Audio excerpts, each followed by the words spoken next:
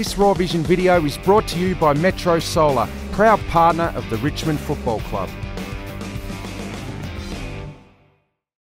Peter, thanks for joining us on Raw Vision. Thanks to Metro Solar. Bit of injury news this week. Let's start with Dylan Grimes, who was subbed out on the weekend.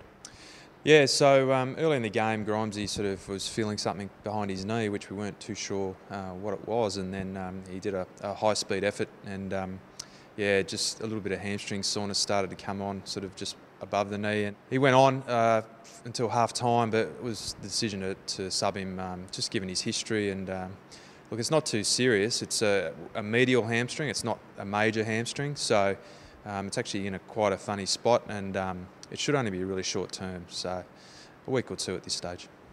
Reece Conca has also picked up an injury out of that Adelaide game as well. Yeah, probably disappointing again for Reece. He's got a very, very low-grade hamstring issue, which is probably related to previous injuries he's had. Look, it's been a tough year for Reece.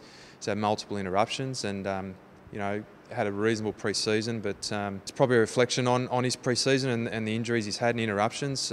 He's got 4 weeks down the track and a little minor setback, probably only 2 weeks, but it just reflects his training history. We've got to get more work into Reece, and we've got to keep pushing him back up to AFL level, but that step up to AFL intensity is what's challenging him at the moment. But the more times we go there, hopefully he'll condition to it better. Brett Deledio missed last week's game with illness. How's he tracking? Yeah, Brett had a pretty bad week last week with a respiratory issue, and wasn't well. We thought he might come good by Friday, but he was really battling with. By Thursday and Friday, we had to rule him out. He's feeling a lot better now. He's had a run over the weekend and up and about and moving, and with the longer break this week, we'd expect a full week of training and have him back in the side. Shane Edwards is getting closer to a return also.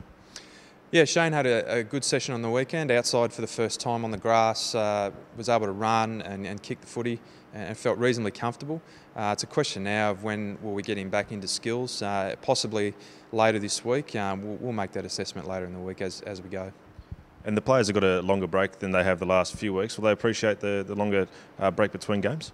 Absolutely. 9 days this week. You know, we're coming off some pretty tough games the last couple of weeks. We had 2 6-day breaks off the back of St Kilda.